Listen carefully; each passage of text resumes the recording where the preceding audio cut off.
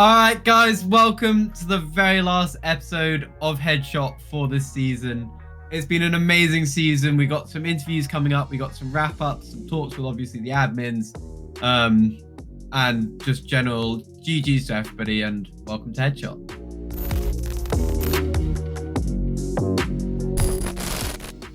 Hello, I am joined by Luke Vantage, a player for the UCD. Luke, tell us a little bit about yourself. What team did you play for in the tournament, and how well did you do this season? Hi, Mo. I'm glad to be on here with you. I'm Luke Vantage, and I was the captain for the UEC Stags team. We came top 8 in UO and top 6 in NSC this season. So, first of all, congratulations on your positions. I know, obviously, it's not as good as you did last season, but there were plenty more teams this season, and I think the competition was genuinely much harder. The first thing I want to ask you about is the additional content that we've put out this season compared to last. So what did you think about the stream going out nearly every week? Did you enjoy it? And how many streams did you try and watch? So yeah, the stream this season for both UO and NSC were pretty good. I always tuned in every week after the games we played, and I also tried to tune in between games as well. The production for this season was a lot better than our trial season back in January, and I get a feeling that the growth we're seeing on the Twitch channel is a good representation of that, and it's definitely been fun to watch throughout the season.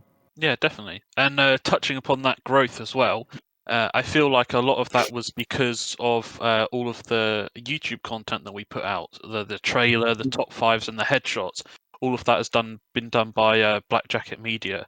What do you like? Did you enjoy watching those? Have you watched them all? Do you think it's something that we should continue in the future?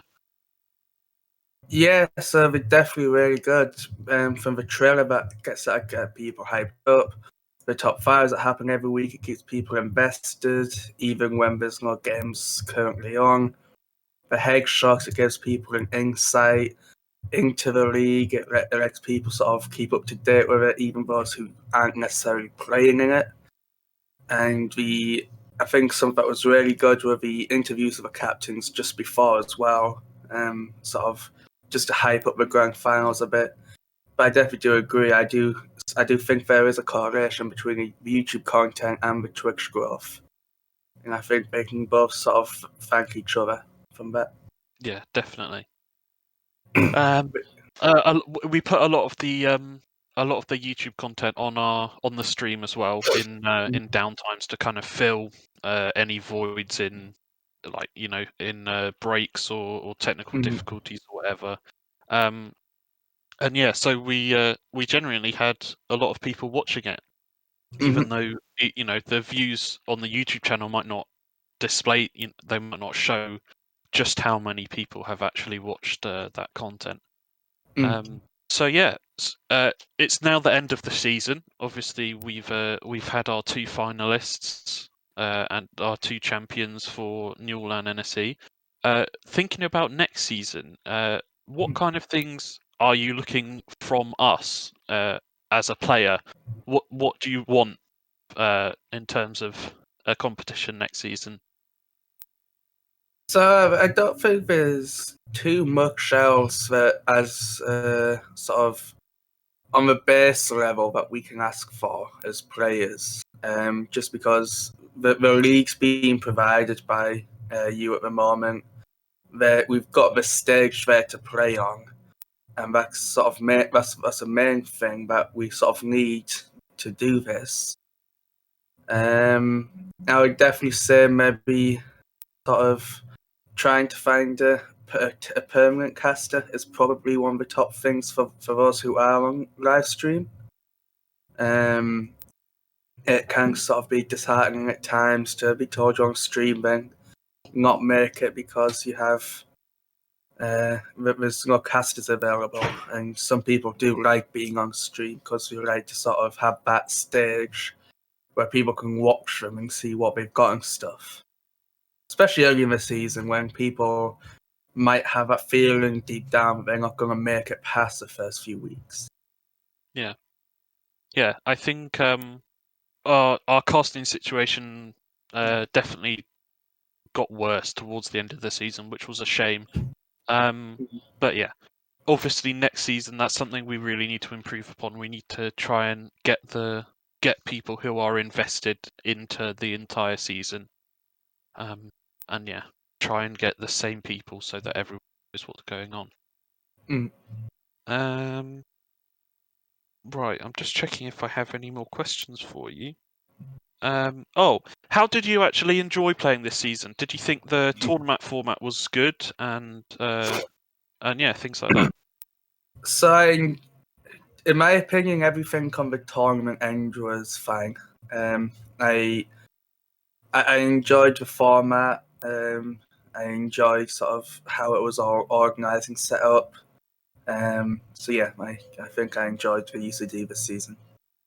And you feel like your team enjoyed playing as well? I can't speak for the whole team, but I do believe that when we were there playing on the night, we were having fun. Okay, fantastic. And now moving ahead, obviously you're a founder of the tournament as well. Mm-hmm. What did you think of the scale of this tournament compared to the last one? Well, in the last one, we had 3 universities overall forming 5 teams. And this one, we've got a lot more. I don't know how many universities specifically, but we had 16 teams in UO. And was it 10 in NSC? I think we had 18 in Newell and 10 in NSC. Yeah. So that's really good for like only our second season. And again, I think we can sort of thank Black Jacket Media for that with creating the trailer and stuff for the league. And then thank Newer and NSC as well for them jumping in and supporting us out when we needed it. Yeah, awesome. So yeah, do you have anything else to add as a player or a founder to the interview?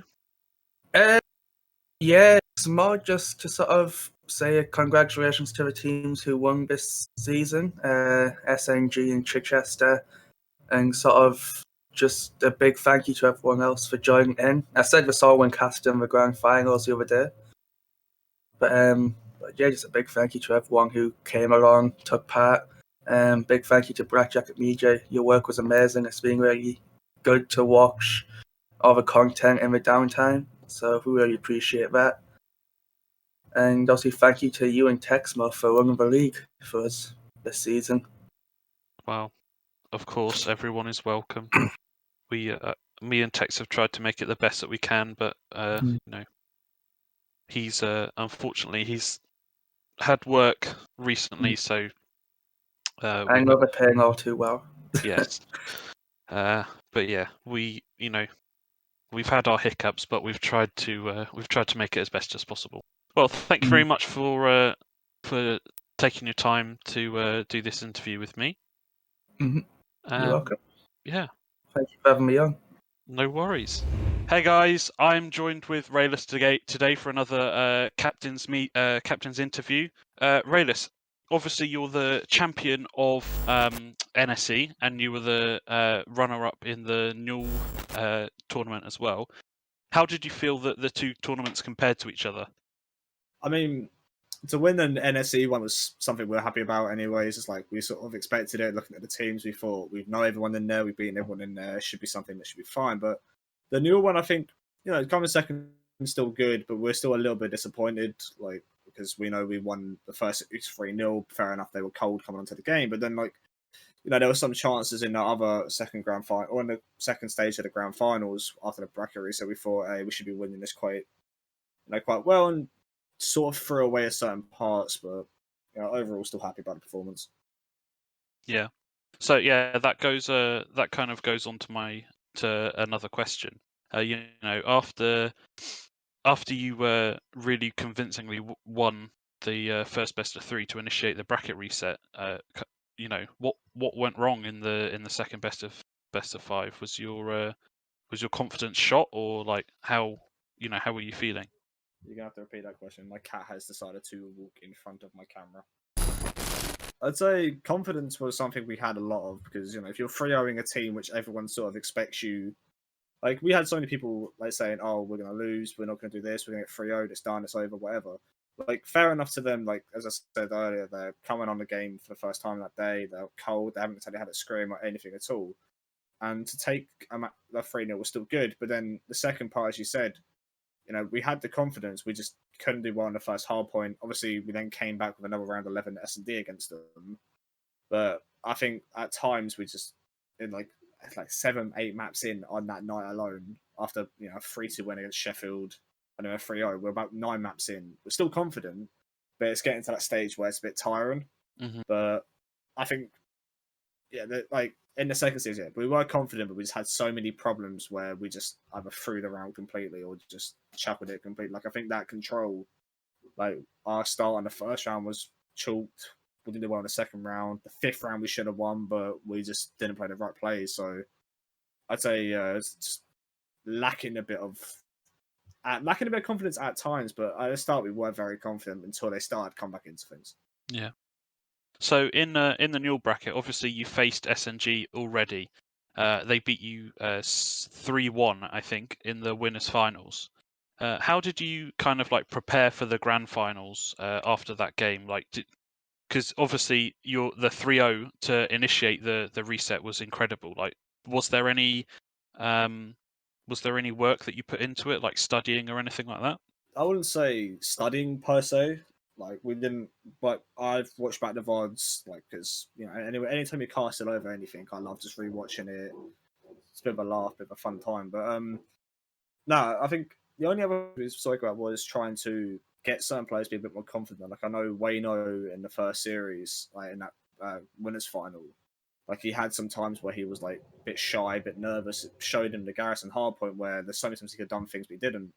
And then as he started rectifying those problems, like we got a little bit more composed and a little bit more effort went into the map. And plus, you've got me and Mike who were pretty much the top fraggers throughout the whole game because I think I finished on 200 kills overall. He finished on 180. So, we knew if we stepped up like that, we could beat them. But it's just a little moments where, we should have just performed better from the first grand final or from the first winners final to the grand finals. Which, if that happens, we would have won the series. Which, I mean, as you saw, we won like 250 to 200, and a 6-2 S&D, and then a 3-2 control. I mean, yeah, those little problems we just worked on them and it worked perfectly. Yeah. And with season 3 in the works, are you looking forward to competing in it and Chichester as well? And what would you like to see from us in terms of the competition for season 3? I mean, some of our players, if we do come back and play, because I know some of our players have got other things going on at the moment. Like I know Magic's got his analysis stuff with, I think, Train Hard.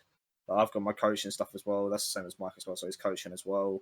And like other people have got other things. So if we do come back to it, I'm looking forward to playing it again because it's a bit of a laugh and a joke. Is not often do we get to sit around as a group of 4 and just have an absolute laugh. But yeah, looking forward to that. As for next season's competition stuff like that, I think maybe some of the ideas, like maybe some more partnership things with, like I said, like the Newell, like trying to get maybe worked on and stuff like that, could maybe give it more exposure, have more teams involved in this tournament, and then it just makes it more entertaining. You look at other leagues in different uni things, like Rocket League has about 100 teams, 3 different skill gaps. It allows everyone to have that chance to win something. And there's multiple divisions, whereas for us, I feel like for certain teams like Derby, Essex, Nottingham, they didn't exactly have the best time because they're just getting smoked all the time. Well, if there's more teams based around their level, they can make their own sort of, not mini league, but like a little division group where they can perform better and makes it more entertaining for them. And then that just brings in more and more people, and overall just, allows more of a lot of content on your side as well as a lot more competition for us as well, because, we've been playing for about a year and a half from Modern Warfare all the way through to this year, and it's always been like a 12-team bracket. So if there's more teams involved, then it'd be 10 times better. All right, thank you very much. Congrats on winning NSE and being the runners-up for Newell. I'm sure you guys, have asserted your dominance in the UCD, which is a great thing to show. And yeah, we hope to see you guys come back for season 3 and more. All right, guys. So welcome to the interview stage where me and Mo are going to interview Connie, the winner of Newell, SNG captain. How you doing, Connie? I'm doing pretty well, boys. How are you doing? I'm not too bad. I'm not going to lie. I'm a little bit tired. I worked today, but Bit I'm drunk good. as well from the stream, from what I saw. All right, we don't talk about that. I ain't drank in a while. All right, leave me alone. I gotta say, shotting Bailey's is not the one. But that's not what we're here to talk about. We're here to talk about you and your finals. All right. So my first question to you is, how gassed are you that you just won that? I'm feeling nice. I'm feeling very nice about it. It's just more the sensitive that they've won it for 2 years in a row, and we just took it away from them like that, you know. You just talk kind of about funny. like taking it away. How the mental state? What was it like after they reset the bracket?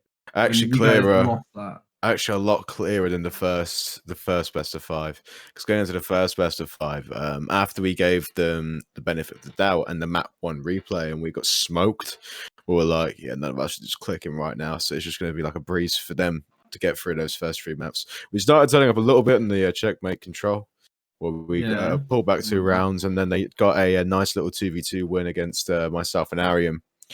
But going into the next best of 5, the map set favoured us. It was essentially just Raid, Express, and Moscow, which were all comfortable on as players.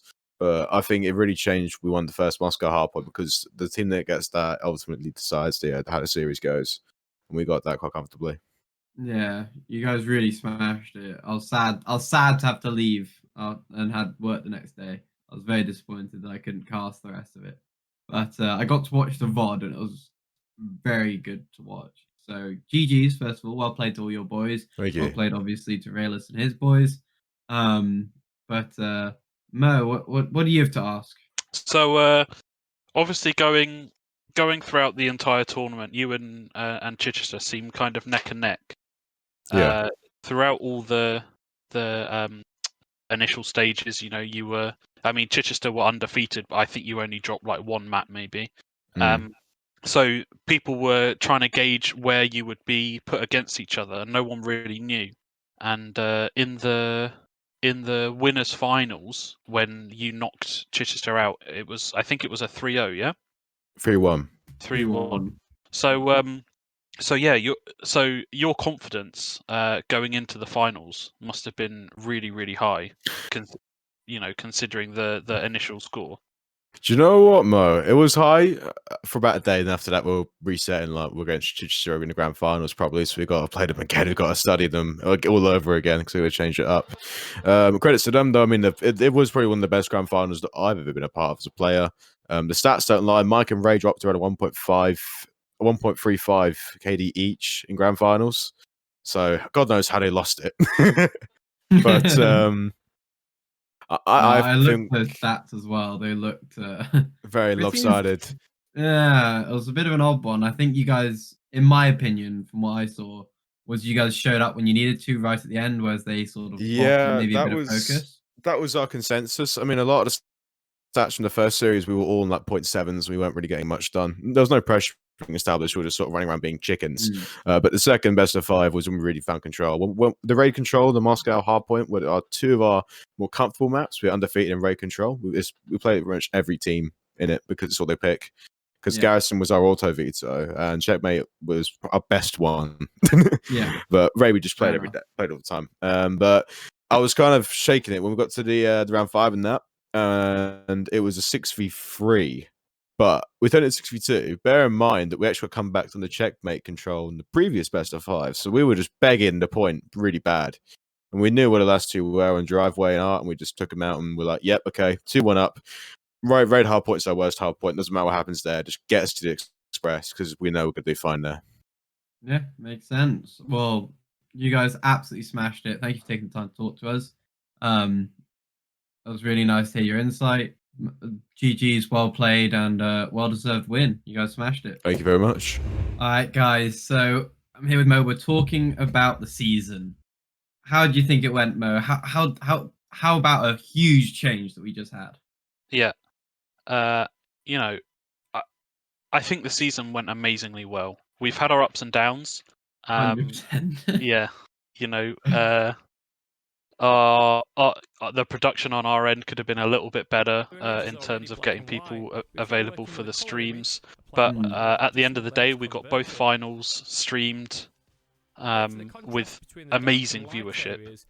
Yeah, I mean, when you think about how the season has grown, everything from the Twitter, the Twitch, which we literally set up at the beginning of this season, we didn't have it for season 1. We were streaming on the UE esports channel before, and we're at 1.1k members. We did hit 1.5, but we lost a few because I believe it was a U-bot issue.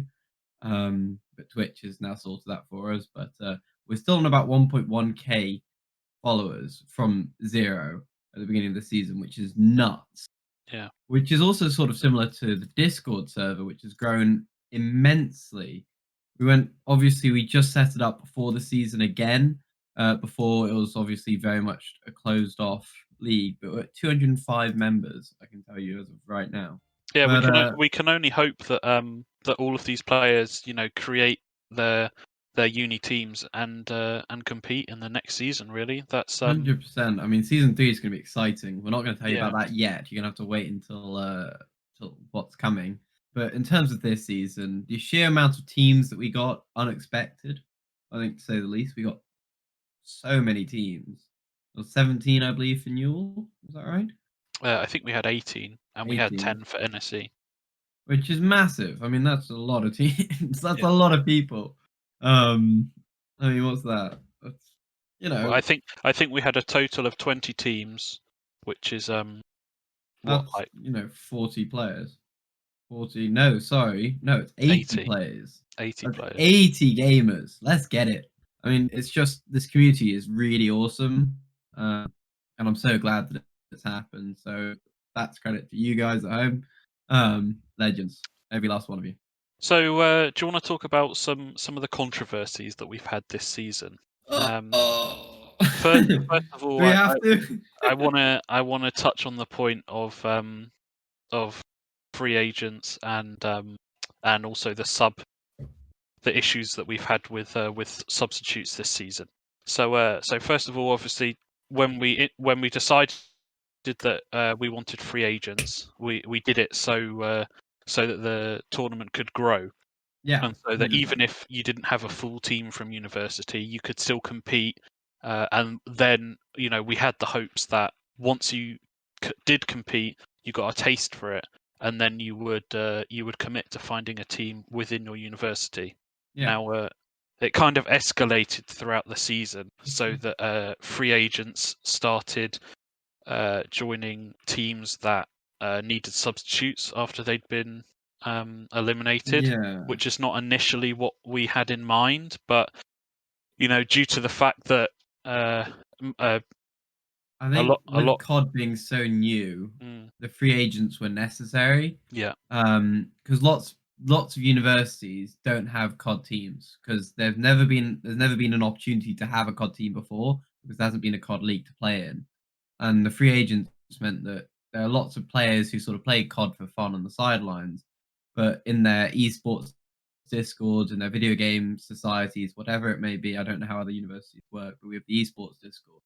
We had to create COD from nothing, and I think despite that, I think the free agents were a great idea. I think it worked really well. Obviously, it can be tweaked. Maybe we don't need it anymore. We'll see. But I think that it was definitely a useful and needed sort of option for this season. I think looking back, we could have been slightly stricter on it. There are definitely some controversies that we could have avoided, but on the whole, I'm happy with how the season played out. I do think, from where I'm sitting, maybe as well for you, I think that despite the controversy, I think it turned out so much better than I had even imagined. Oh yeah, it's been massively successful. But next season, I've been getting Discord messages over the last few days about next season, so people are definitely interested, which excites me. Again, exciting. I'm saying it again. Sorry, guys. but it's really awesome. I'm really looking forward to next season. I'm going to be able to be a bit more involved as well with the production side. So we're going to try and get a lot more out to you. Try and make the streams a bit more consistent, because obviously that was something, as we've mentioned, was a bit off. But no, I really think that I don't think I could have done the season any differently. I don't know what you would have done differently, Mo. Would you have done something differently other than being a bit stricter on FAs? Apart from maybe trying to organise the streaming staff a little bit in advance. Obviously, there were some weeks that it was a complete mystery to us. I think despite that, I think we came out pretty well. And I do look forward to next season. I'll be able to do the streams and be a lot more involved. But I think that the changes that we're doing to production are going to make a huge difference to the overall league. But yeah, genuinely thank you to everybody who's been involved in the league, everybody who's joining still and wanting to get involved. It's really, really awesome. So thank you all so much. That's about it from me. Yeah. Thank you guys so much for watching the final episode of Headshot. We've had so much fun doing these, and I hope you guys have had just as much fun watching them as well. We've got so many good things planned for Season 3, and we can't wait to show you how much better this next season is going to be. We've also got something else in the works which we hope to show you in the next couple of weeks, so keep your eye out for that. As for all of us in the UCD and everyone that's been helping with the production and behind the scenes, all we have to say is thank you guys for watching, and we'll see you next time.